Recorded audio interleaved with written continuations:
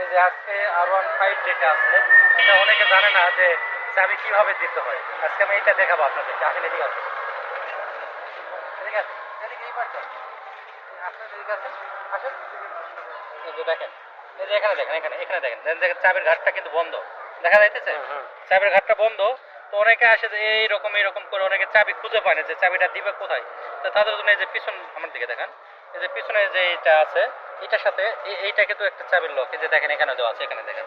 এই যে এটা কিন্তু চাবির লক। এইটা এইভাবে দিতে হবে দেখেন এই যে এইভাবে যে এই এই একটা মোচড় দিলে যখন দেখেন এই যে এটা কিন্তু ফাঁক হয়ে গেছে, হয়েছে না?